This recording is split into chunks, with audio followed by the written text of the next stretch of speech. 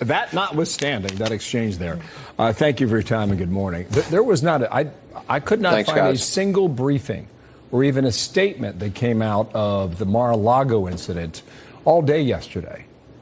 Why is that? Well, hopefully they're gathering information, but the plan is, I think, to have a conversation today.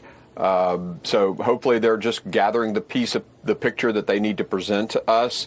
You know, I would like heads up, you know, when these things happen as the chair of Homeland Security, the chair of the committee that authorizes the Secret Service.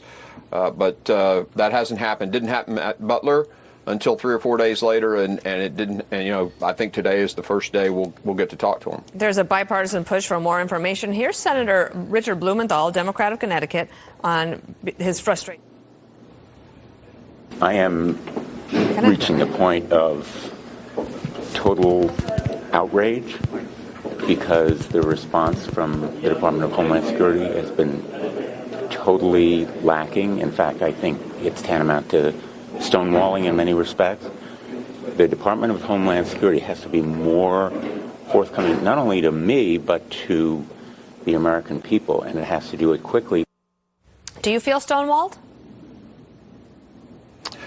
Well, I can tell you we should have gotten a call.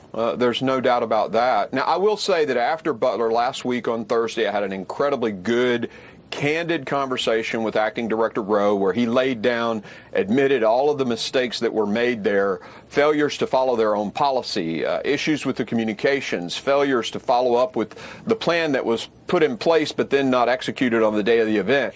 It was a very good and frank conversation. And I will tell you, if you look at the way Cheadle responded to, Butler, she never even went to the site.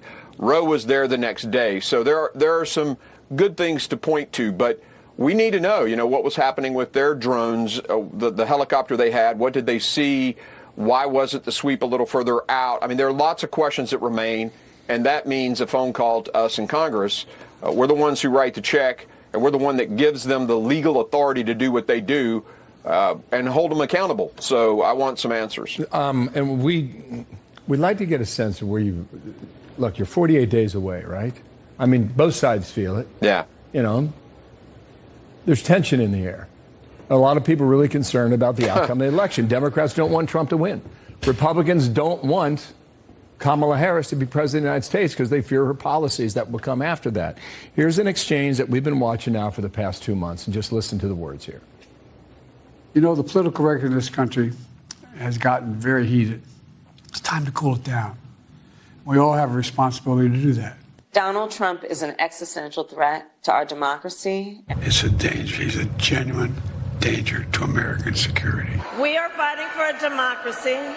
We have to preserve our democracy. I don't know how you hear those words, but listen, you live there in Washington, D.C.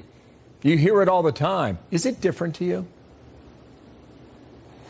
Yeah, and I think it's social media. I think it's, people get addicted. Some people get addicted to the likes and the shares, and they say whatever. And so the rhetoric has just expanded, and we have to find a way to get the rhetoric down. But I will tell you that when you have a president who disregards the laws of Congress and then has the Supreme Court tell you, hey, you can't do this, give away money for student loans, and he totally disregards them, I would submit to you that might just be a threat to democracy. But it's it's the way you say it. It's the vitriol. I mean, that whole comment that you guys showed earlier with the press secretary and Ducey, I mean, she immediately went to, this is almost like you're threatening questions. I mean, that's insane.